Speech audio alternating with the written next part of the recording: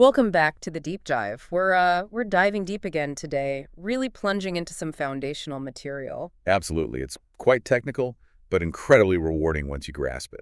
We're exploring the metaphysics of Vedānta today. Specifically, we're tackling the very structure of reality according to this tradition. That's right, a fundamental concept. And this particular deep dive is especially for you, Sachin J, Karnik, founder and CEO of Energy and Personal Excellence, LLC.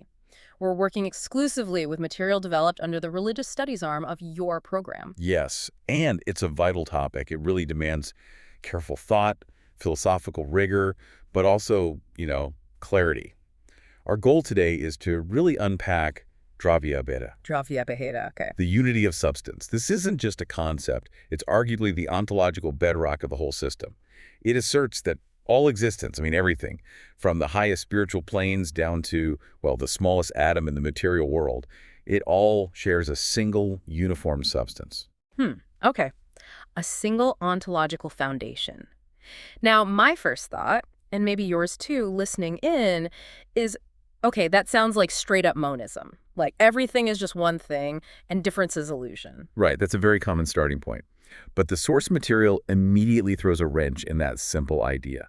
It's more complex. So what's the immediate hook, the main thing we need to keep in mind right from the start? The key takeaway, right up front, is that this is a framework of theological non-dualism, but one that, and this is crucial, paradoxically accommodates real functional differentiation. So the universe isn't something separate, external to God, made of some other kind of stuff. Okay. Instead, you should think of it as God in expansion, his own consciousness, but diversified. Right. Maybe diminished in its appearance, how it functions, but not in its actual essence, its substance. God in expansion. I like that framing. Dravya-Abheda guarantees the unity, the single substance. But then there's another key doctrine, Asintya Vedānta, which we'll get into, that ensures relationships, distinctions, differences, they're still fundamentally real. Ah, okay. So that's the core tension, isn't it? Substance is one, but function, how it operates, is diverse. Exactly. That's the key that unlocks the whole system, really. And that allows for, an infinite variety of divine interactions and experiences without shattering the fundamental unity of the divine. Precisely. It allows for both coherence and richness. We're essentially looking at the entire cosmos as one single living, energetic continuum, a vast field of divine consciousness. Fascinating. Okay, before we really dive into the nitty-gritty definitions, just a quick note for you if you're interested in exploring this further in a community setting. Sachin Karnik conducts daily satsang online, and we're told all are welcome to join. A great opportunity to delve deeper into these ideas. Right, let's get our definition straight. We're talking about Dravya-Abheda. Break that down for us. What are the two core parts? Okay, the first part is by Davya. Now, sometimes this gets translated simply as object or thing. But here, in this really high-level metaphysical context, Dravya means something much deeper. It refers to the substance, the essence, the ontological reality. It's the irreducible core nature of being itself. You could say it's the fundamental qualitative stuff that makes up existence. The basic stuff. Right. Okay, so the question is, what is everything really made of deep down? And the answer has to be the same for, say, an eternal being in the spiritual world and a fleeting thought or even a rock. Exactly. That's the scope. And the second part, Abheda, tells us how to think about this substance. Abheda means non-difference, indivisibility, or unity. It's a strong negation of difference, or Peda. So no fundamental separation. Okay, put them together. Dravya-Abheda literally means non-difference in substance. That's it. So if I'm looking at the spiritual world, the material world, and say my own soul, I'm seeing three very different functional realities, right? Functionally distinct. But Dravya-Abheda says they all share one single underlying qualitative core, the same basic stuff. You've got it. That's the core principle right there. The doctrine insists that being is qualitatively uniform across every single plane of existence. And this single assertion, this idea, it's what anchors the whole divine energy theory, the Sakti Tattva, within Gauḍīya Vedānta. Right. It prevents the system from collapsing into, say, a kind of polytheism, where you have fundamentally different types of reality, or a stark dualism. Why is that unity so critical for the divine energy theory specifically? Couldn't the divine energy just act on different kinds of substances? Why must the substance be one? That's a great question. Because the Gauḍīya system needs to account for everything. The eternal spiritual realm, the Sit Jagat, then there's the marginal realm, the souls, the Taste Sthana, and, of course, the material universe we experience, the Maya Kichigat. Three distinct zones. Exactly. Now, if these three were made of fundamentally separate, independent substances, you'd inevitably end up with a fractured reality, a divided metaphysics. Dravya-Abheda provides the necessary continuity. It says, look, despite the obvious multiplicity, despite the clear hierarchy between these realms, the spiritual is definitely higher than the material. There's one continuous, undivided divine substance that underlies all of it. Okay, and here's where we need that crucial clarification you mentioned earlier. This single substance, it's not like inert matter, right? Not like atoms in the modern physics sense. Absolutely not. The sources are emphatic on this. This substance is living consciousness, which is called Sit. And this Sit is the energy, the Shakti of the Supreme Being, who is Shuknish, the Saksiman, the possessor of energy. Wow. Okay, so that's huge. The very stuff of reality is consciousness. Sentient, self-aware, maybe even blissful. Intrinsically blissful, yes. Yeah. That's the nature of the original substance. So the universe isn't some kind of, mechanical machine ticking away. It's an outflow of divinity. Every single form, whether it's a perfected soul in Golika Vrindavana or what seems to us like an unconscious stone here, is constituted of this one consciousness energy. Pfingstead. Okay, that brings us right back to the paradox we started with. Experience tells me a soul and a rock are radically different. If they're made of the same basic conscious stuff, why the huge difference in appearance and function? And this is where the elegance of the system really shines. It hinges on that distinction between substance and function. The difference isn't in the essential composition, the Dravya-Abheda that's uniform.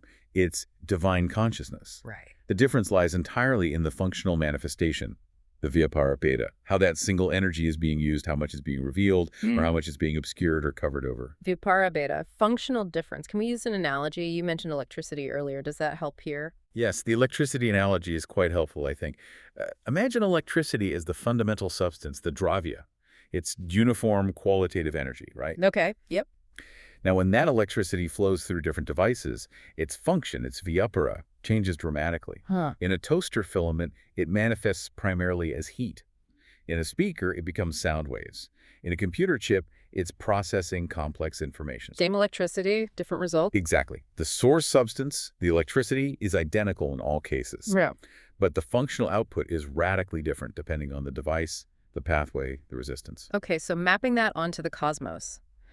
The divine energy, the Shakti, is functioning at its absolute peak, full purity, full bliss in the spiritual world. That's the Svarupa Shakti realm. Correct. Maximal expression. Then, in the marginal soul, the Jiva, it's functioning in maybe a limited way, obscured, self-directed, capable of choice. Yes, diminished but still inherently conscious and free, within limits. That's the Tasta Shakti. And then, in the material world, the Maya Shakti, it's functioning in a state of maximum covering, refraction, latency, appearing as unconscious. Precisely. It's like the electricity is meeting immense resistance, so its conscious nature isn't obvious. Same source, but vastly different functional outputs. Got it. And this understanding allows the system to maintain a clear hierarchy and relational order. The spiritual is superior to the material, but it does so without creating an unbridgeable gap, a metaphysical chasm between the creator and the creation. That's the beauty of it. The difference becomes one of energetic vibration, frequency, or expression, not a fundamental difference in kind. Okay, let's delve into the implications then. This idea of a unified substance isn't just abstract philosophy. It has huge consequences for how we understand reality, knowledge, and even God. Let's start with the ontological implication. What does it mean for the nature of being itself? Ontologically, Dravya-Abheda firmly establishes that being is qualitatively uniform. That's the bedrock claim. There are no dead zones in reality. Nothing is fundamentally non-conscious or non-divine in its substance. Every single existing thing, simply by virtue of having Dravya, is made of conscious energy. The distinctions we see, like spirit versus matter, are real functional states, yes, but they are not absolute existential separations. But hold on, if everything is ultimately conscious energy, does that flatten things out too much? Why should we bother with, say, spiritual practice versus just observing a rock? If they're made of the same stuff, doesn't that risk collapsing the very hierarchy that seems important for spiritual aspiration? That's a really important point to address. The system avoids that collapse by insisting that while the substance Dravya is uniform, the functional states, Vyapara, are real and deeply consequential. Sure, a rock and a liberated soul might share the same ultimate substance, but the rock's functional state is one of extreme latency, ignorance, near total covering of consciousness. The liberated soul's functional state, however, is one of fully awakened, active, blissful consciousness. Okay. So the ontological unity doesn't erase the functional difference. Rather, it guarantees the possibility of transformation. You're not trying to turn lead into gold, which are fundamentally different. You're trying to change the function of the gold, perhaps from being a static buried lump to being radiant flowing light. The potential is always there because the substance is the same. I see. So this underlying unity ensures that creation is never truly separate from the creator. It's always an expression, an extension, maybe even like a modification of the divine's own being or energy. Exactly. And that flows perfectly into the second implication, the epistemological implication. This concerns the nature of knowledge itself, or what the sources call sichuddhi, purified consciousness. Okay, so if the underlying truth is this unified field of conscious energy, but our everyday perception is of a world full of hard, separate, often inert-seeming things, then true knowledge must involve seeing past that perception, right? Precisely. Knowledge sichuddhi isn't just accumulating facts. It's the process of recognizing the unity within the diversity, seeing the Dravya-Abheda beneath the Vyapada. The main obstacle to this knowledge is the perception of multiplicity and separation, which, as we'll see, is primarily the functional effect of Maya Shakti, the external energy. So true knowledge means transcending that surface view, the view focused only on function and difference, and apprehending the deeper reality, the single continuous substance of divine being. So spiritual ignorance, or avidya, isn't just not knowing things. It's a fundamental misunderstanding, mistaking the functional appearance for the substantial reality, like getting fixated on the individual waves and forgetting they're all just movements of the one ocean. That's a perfect way to put it. It's shifting your focus, your identification, from the temporary functional appearance, Vyapara, to the eternal substantial reality, Dravya. The entire spiritual journey, in a sense, is this epistemological shift, purifying consciousness so it can perceive the ontological truth of unity that was always there. Okay. Ontological unity, epistemological shift. That brings us to the third one, the theological implication. How does Dravya-Abheda help with that age-old theological puzzle? How can God be both transcendent, beyond the world, and immanent, present within it? It offers a really elegant solution, actually. Since all the energies, all the Shaktis, are fundamentally consubstantial, with the divine made of the same stuff God's transcendence is preserved, his absolute, unchanging, complete nature isn't compromised or diminished by his immanence. His presence pervading the creation through his energy. So he can be fully present in the energy that makes up the world without being changed by the world. Exactly.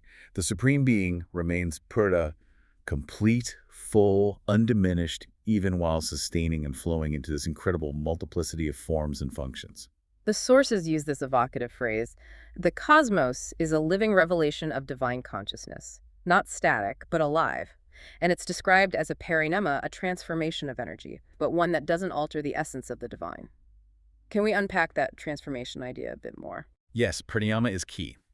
Creation isn't ex nihilo out of nothing, nor is it a process where the source somehow uses itself up or gets diminished. Think of it like maybe a brilliant musician improvising an infinitely complex and beautiful piece of music.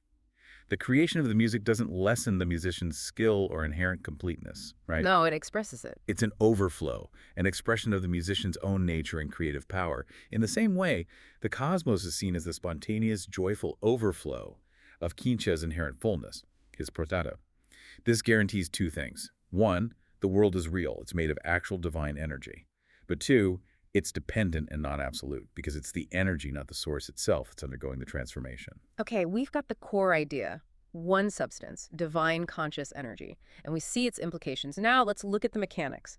What are the underlying principles that allow this energetic cosmos to be both unified and diverse? Let's start with the anchor you mentioned. Shakti Shaktiman Abheda. Right. This is the axiom that really shores up Dravya-Abheda.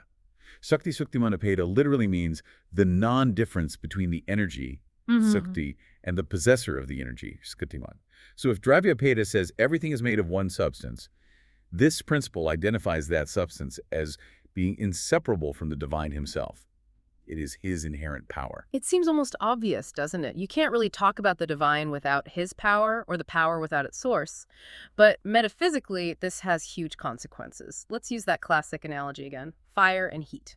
It's a perfect analogy. Fire, Stiktiman, the possessor, and its heat, Shakti, the energy, are functionally distinct, clearly. One is the source, the other is the effect or characteristic. You can point to the fire, you can feel the heat. Exactly. But can you separate them existentially? Can you find a piece of fire that has zero heat? Or isolate heat that doesn't ultimately come from fire or some similar energetic source? No. They are one single reality, inseparable in essence. So if the cosmos is the heat emanating from the fire, that is Kam, the implication is unavoidable. The cosmos is Kan in expansion, a manifestation of his energy, his Sakti Vikasa. Precisely. And this principle immediately rules out any kind of strong metaphysical dualism, where God and the world are fundamentally separate substances. It asserts that all phenomena, even things in the material world that seem mundane, or maybe even contrary to spiritual life, are ultimately divine in their substance. They are configurations of his energy.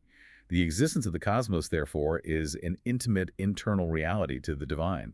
It's never some alien thing manufactured out of different materials. Okay, but here's a potential issue. If they are inseparable, Abheda, non-different, how does the system maintain the supreme status, the worshipability of the divine, of Shaktiman? If the heat is non-different from the fire, doesn't that risk blurring the lines? Does worshiping the energy become the same as worshiping the source? That is the crucial challenge this philosophical system is designed to address. And the solution brings us directly to what's often considered the hallmark doctrine of Vedānta, Vedānta. Right. The doctrine of inconceivable simultaneous oneness and difference. Asintya means inconceivable. Veda is difference. Abheda is non-difference. So inconceivable oneness and difference at the same time. Why asintya? Why inconceivable? It's called asintya because it fundamentally transcends the limits of ordinary human logic, which tends to operate on principles of mutual exclusion. Our minds want things to be either one or different. Either. Exactly. Fire is either totally identical to its heat or it's totally separate. Asintya Devade says no, both are simultaneously true, but perhaps operate on different dimensions or levels. They are substantially one, Abheda due to Dravya-Abheda, but functionally distinct, Veda due to Vedānta. And it's the divine's own inconceivable potency, his Shakti, that makes this paradox reality. So we affirm the Abheda, the oneness, because the substance is one. And we affirm the Veda, the difference, because the functions, the manifestations, are clearly diverse and hierarchical. Precisely. And the function of this doctrine is incredibly important theologically. It preserves two essential truths that might otherwise seem contradictory. First, it safeguards the absolute transcendence of God. He remains the unchanging, independent absolute, not determined or limited by his creation. Second, it simultaneously affirms his total immanence. He pervades every atom of reality as his energy, making the universe alive, dynamic, and relational. Right. Without asintya, you'd maybe lean too far one way or the other. You risk ending up either with a kind of pantheism where God dissolves into the creation, losing his distinct identity, or a kind of deism where God is so transcendent he's completely remote and uninvolved with the world. It really feels like this whole structure, especially Asintya, is designed to create the perfect metaphysical space for bhakti, for devotional relationship. That's a very common understanding, yes. Because if God and the soul were absolutely, completely one, like in strict Advaita, well, who relates to whom? There's no relationship. No duality for relationship. And if they were absolutely, fundamentally separate substances, like in Dvaita, maybe the connection feels less intimate, less essential. Right. Asintya Vedānta provides that middle ground. It establishes the metaphysical possibility for love, which inherently requires both unity, for connection, empathy, shared being, and difference, for exchange, giving, receiving, individuality. Multiplicity is affirmed as real, but as a differentiated expression within an indivisible whole. Okay, so that explains how unity and diversity coexist. Now, how does this diversity arise? This leads us to the theory of creation itself, Shaktiparamata, the theory of the transformation of divine potency. You said this is critical for understanding the reality of the cosmos in this view. Yes, absolutely critical. This is a major point of distinction from some other schools, particularly certain interpretations of Advaita that might emphasize the Vartavada, the theory of illusion or apparent transformation. Gauḍīya Vedānta insists on pariyama, real transformation. But, and this is the crucial qualifier, the transformation, pariyama, happens only in the Sakti, the energy. It does not happen in the Shaktiman, the possessor of energy himself. Why is that distinction energy transforms, source doesn't so vital? What's the problem if the Shaktiman Brahman itself transforms? If the possessor of energy, Brahman or Shaktiman, were to undergo the transformation to become the world, then the Absolute itself would have to change, diminish, or become limited in some way. That would violate the core principle of God's absolute perfection, his Bhyota, his completeness and immutability. If the creator literally becomes the creation by changing itself, then the creator is no longer absolute or independent. Exactly. The creator would be subject to the limitations and changes of the creation. So by asserting Sakti Pariyamavada, the system maintains the perfect, unchanging nature of the absolute source, while simultaneously guaranteeing that the cosmic manifestation is real, because it's a real transformation of energy, and also dependent, because it's the energy, not the source, that transforms. Let's use that sun analogy again. Does that work here? It works perfectly. Think of the sun. It continuously radiates enormous amounts of energy, light, and heat. That's its Shakti. Right. That energy travels across space, hits the Earth, and transforms into countless things. It drives photosynthesis, creating forests, powers weather systems, supports all biological life. Okay. Incredible transformations are happening because of the sun's energy. Yeah. Yet, do any of those transformations on Earth actually change the fundamental nature or even noticeably diminish the mass or completeness of the sun itself? No, not really. The sun remains the sun, complete, whole, radiating. Precisely. The sun remains Buddha. So Kutiya remains eternally complete and unchanged, even while his energy, his Shakti, unfolds into this infinite, diverse cosmos. The world is a real functional transformation of his energy, making it dependent on him, but not capable of altering his essential nature.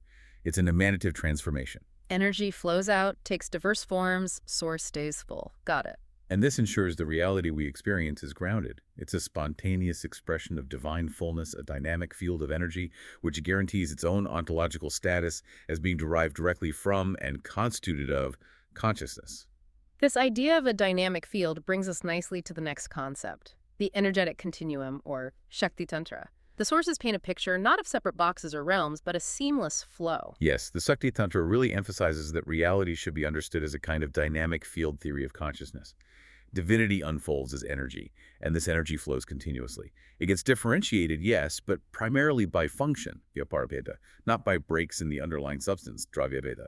The continuum is unbroken. So the material realm isn't some separate, isolated dimension walled off from the spiritual? Not in terms of substance. It's just a region within that larger divine field, operating at a much lower frequency, you might say. More refracted, more obscured, but still part of the same continuous tantra or web of energy. This implies constant change, constant dynamism, doesn't it? It's not a static creation. This links to the idea of spanda vibration or pulsation. Exactly. Spanda acknowledges that creation isn't just a one-time event in the distant past. It's a ceaseless oscillation, a rhythmic pulsation or vibration of divine consciousness itself. It's the ontological heartbeat of the divine. The universe is constantly undergoing subtle, and sometimes not so subtle, expansion and contraction, manifestation and withdrawal. And this isn't driven by some external necessity, but by the inherent nature of the divine, which is ananda, overflowing bliss and delight. It really shifts the picture from, like, a cosmic architect building something static to more like a cosmic dancer whose very movement is the creation. That's a beautiful way to put it. A theological dance. The entire universe becomes a continuous, living expression of divine joy and self-completeness. And this perpetual nature of spanda, this constant vibration, ties back to the priyata, the fullness of Kum. Directly. Because the source, Shaktiman, is infinitely complete and self-sufficient. His self-expression, through his Shakti, must also be perpetual and inexhaustible. There's no running out of energy or creativity. Therefore, the cosmos is this ever-living symphony, always in motion, always interconnected, and always, at its absolute core, conscious energy and vibration. All right, this is making sense. We have the unified substance, Dravya-Abheda, we have the mechanism for unity and diversity, Asintya-Bheda, and the process of energy transformation, Shakti-Pariyama. Now, let's see how this plays out in the actual structure of reality. Let's look at the three principal energies, which you said are just differentiated expressions within this single continuum. Exactly. These three main energies, Svarupa Shakti, Maya Shakti, and Tatstva Shakti, cover the entire spectrum of divine potency. They range from perfect, unobscured revelation of that conscious substance all the way down to near total covering or obscuration.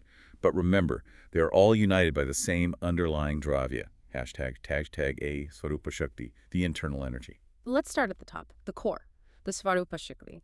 This is described as the internal, the innermost, the most essential potency of Sukhachuti. What defines this realm? What's it like? The Swarupa Shakti constitutes the transcendent domain. This is the eternal spiritual world placed like Vaikuthi, or at the very pinnacle, Goloka Vandavana.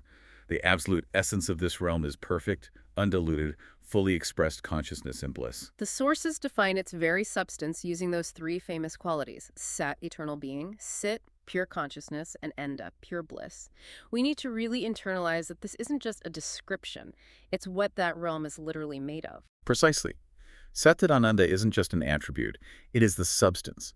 Every single element there, the sources describe landscapes, rivers, trees, inhabitants, structures, everything is completely saturated with sentient awareness and divine love or bliss, ananda.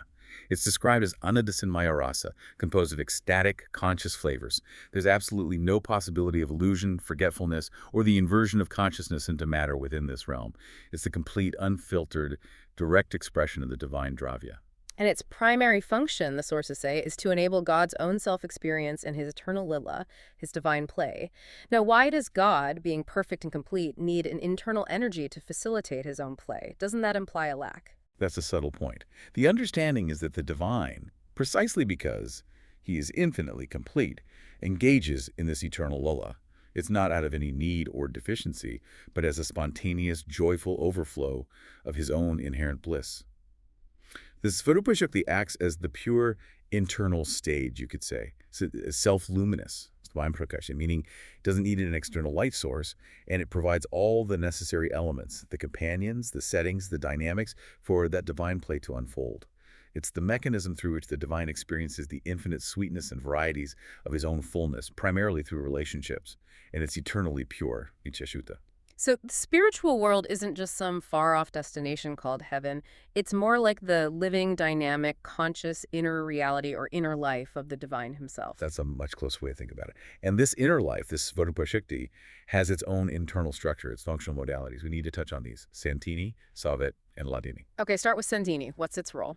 Sandhini is the existential potency.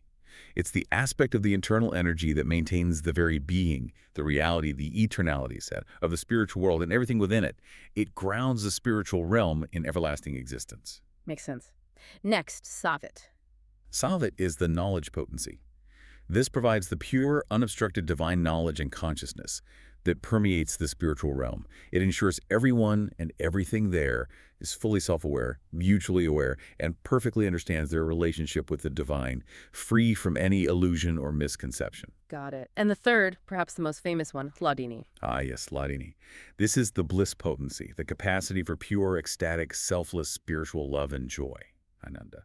This is the energy that facilitates the loving exchanges, the rasa, the devotional mellows that are the heart of the lala. It's often personified in Srimati Radhara as the supreme embodiment of this loving potency. So Sandhini, being, Savat, consciousness, and Hladini, bliss, are the three functional threads weaving through the Svarupa Shakti, making the spiritual world the literal realm of Satchidananda. Perfectly stated. Hashtag Be Maya Shakti, the external energy. Okay, now we take a huge leap, functionally speaking, across the spectrum to the Maya Shakti, the external energy. This governs the material world, the phenomenal realm we typically experience. Same Dravya, you stressed, same conscious substance, but operating very differently. How? Radically differently. Where Svarupa Shakti is self-luminous, unifying, blissful, Maya Shakti operates primarily through inversion. It's characterized by disturbance, differentiation in a separative sense, and maximum obscuration or covering. This is the realm where that fundamental consciousness appears to be, or functions as, unconscious inert matter. It's like a dimensional flip or inversion of the original nature. And this is the energy that gives rise to avidya, ignorance, and the illusion of separateness that we talked about earlier. Now, if Maya is also a real energy originating from the divine, how does it cause illusion? Is the divine somehow intentionally deceiving souls? That's a common question. The sources explain Maya's operation as being somewhat impersonal, almost like a law of spiritual consequence. It functions primarily based on the individual soul's own choice to turn away from the divine center, to desire separate existence or enjoyment. Ah, so it's triggered by the soul's orientation. Yes, it's not seen as God actively trying to trick anyone. Rather, Maya provides the functional mechanism for that chosen forgetfulness. It expertly conceals the unified, eternal, blissful reality by projecting a seemingly fragmented, temporary, and externally perceived world. It creates the veil. And the sources are very specific about its ontological status. It's not unreal or purely illusory, which is a key difference from some Advaita interpretations, right? Absolutely crucial difference. Maya Shakti is considered a real energy. It originates from the divine. It's not illusory in the sense that it simply doesn't exist. However, its effects are dependent and distortive. It produces what's called asat forms and experiences that are temporary, mutable, and ultimately unsatisfying because they obscure the eternal reality sat. These forms are real while they last, but their nature is impermanent and covering. The material world is real, but really temporary and really confusing. That's a good way to put it. The sources also call it a didactic veil or a transformative mechanism. What's the teaching function of Maya? How does it help? Well, given that the soul, as we'll discuss next, possesses freedom, there needs to be a realm, a space, where it can actually exercise the option of existing seemingly apart from the divine center. Mayakti creates precisely that environment. It provides the experience of limitation, duality, temporality, and the consequences of actions, karma. This becomes the stage upon which the soul can explore the implications of its desire for independence. It facilitates learning, growth, and ultimately spiritual evolution through contrast and experience. So the suffering and confusion within Maya aren't just pointless. They serve a purpose in the larger divine play. They serve the purpose of highlighting the unsatisfying nature of existence divorced from the center. Without the contrast provided by the darkness and limitation of Maya, the soul's eventual freely chosen return to the light of Svarupa Shakti, the loving relationship with the divine, wouldn't have the same depth or meaning. It allows for the drama of return. So paradoxically, even Maya, the energy of obscuration, is necessary for the full spectrum of the divine's blissful nature to be experienced and expressed not just as perfect bliss, but as the source of contrast, the field for exercising freedom, and the catalyst for eventual recovery. It's an indispensable part of the total cosmic energy field. Yes, it completes the picture, providing the necessary counterpoint to the internal potency. ### C Tassa Shakti, the marginal energy. Okay, that brings us to the third energy, the one positioned right between the purity of Svarupa and the covering of Maya. This is the Tassa Shakti, the marginal potency. Its location is described as the Ta, the shore or boundary, the zone of transformation. Exactly. Ta means shore, like the shoreline of an ocean where water meets land. This potency exists precisely there, metaphorically speaking. It's a kind of metastable ontological state. It acts as the crucial energetic interface or bridge connecting the infinite internal consciousness with the possibility of finite external experience. It really is the pivot point of the entire cosmic structure. And this energy manifests as the jivas, the individual conscious units, us, the souls. So within this framework of Dravya-Abheda, what is the fundamental nature of the soul? The jiva is understood to be fundamentally an atomic spark of divine awareness, sometimes called a Siddhatu, a conscious atom. Because of Dravya-Abheda, the jiva is qualitatively one with the Supreme Lord. It's made of the very same conscious, blissful substance, Dravya. Same stuff. But because it's atomic hiku, it is quantitatively infinitesimal, infinitely small compared to the infinite whole. And it's this infinitesimal nature that inherently places it on the margin, the taya. It makes it susceptible to the influence of both the internal energy, the Svarupa, and the external energy, Maya. And the defining feature, the key characteristic of the jiva existing in this marginal position is its infinitesimal freedom. The sources call it Svatantrata Praja, the seed of independence or free will. Why is this freedom the absolute core of the marginal energy? Because being on the margin, on the boundary, inherently implies a choice of direction. If you're standing on the shore, you can look towards the land or towards the ocean. You have to face one way or the other. Exactly. The jiva, situated at this energetic junction, must orient itself. This capacity for choice, this indeterminacy of directionality, is the fundamental drama of the soul's existence. Will it exercise its tiny freedom to look inward, toward the fullness and light of the divine, connecting with the Svarupa Shakti? Or will it look outward toward the fragmented, temporary, seemingly independent experiences offered by the Maya Shakti? So the soul isn't inherently fallen or inherently liberated. It's inherently marginal, meaning inherently free to choose its association. Its condition isn't fixed by substance, but determined by the exercise of its freedom, which then dictates the functional manifestation of its divine substance. Beautifully put. That's exactly it. The Tayastha Sakti serves, therefore, as the crucial energetic bridge linking God's inner reality with the outer manifestation. And perhaps most importantly for Gauḍīya theology, it is the locus of divine reciprocity. It's where bhakti, devotional love, happens. Without the distinct individuality and the genuine, though infinitesimal, freedom of the jiva, there couldn't be a truly voluntary exchange of love and devotion between the soul and God.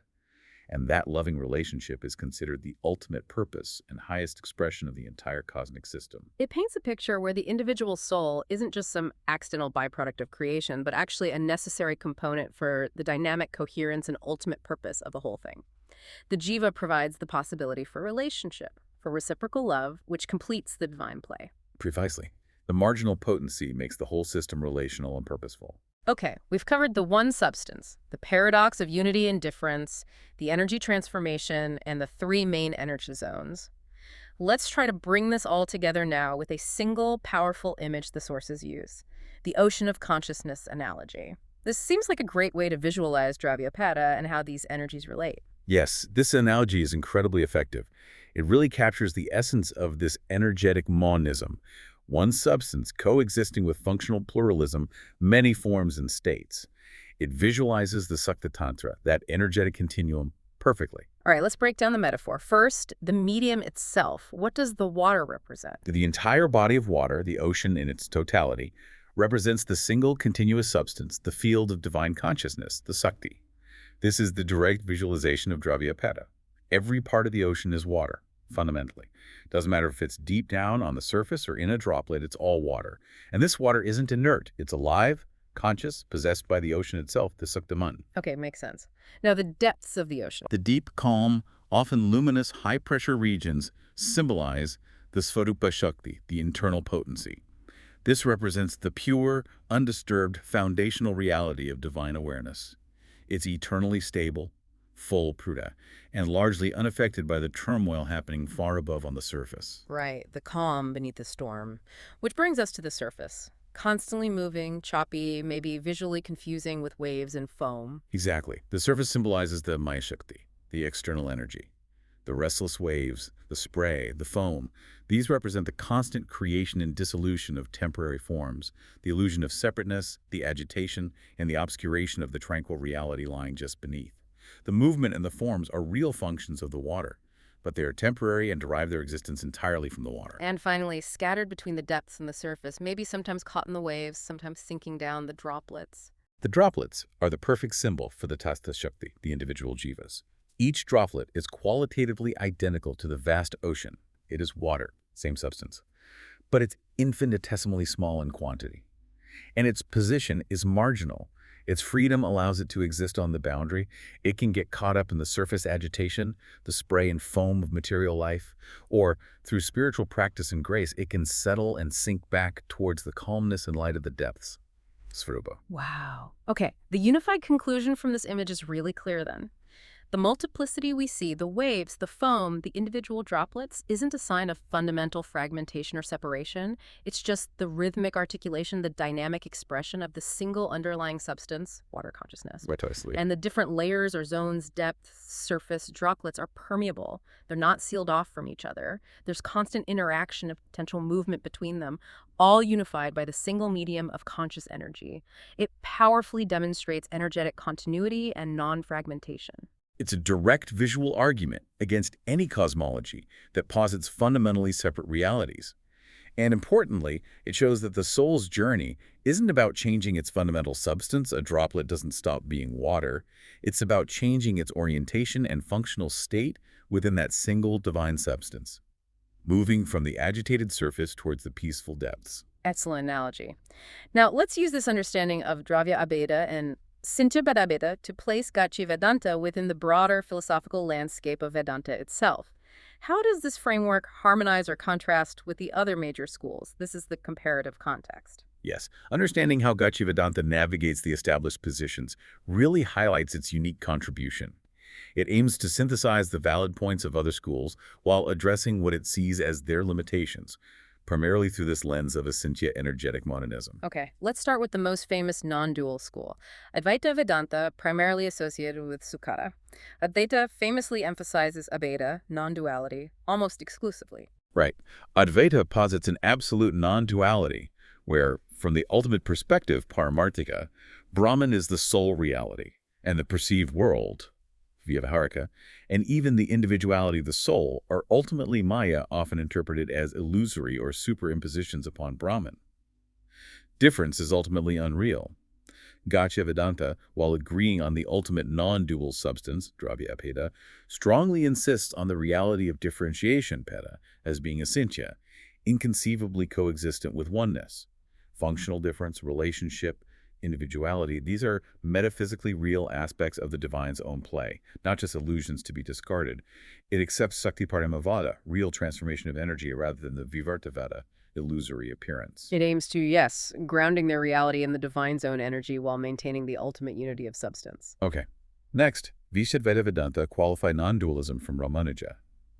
This school accepts unity but maintains real distinctions between the parts, souls, matter, and the whole God. Visuddhadvaita presents a model where God, Sitsunarya, is the whole, and individual souls and matter, Asit, are his inseparable attributes or modes forming his body.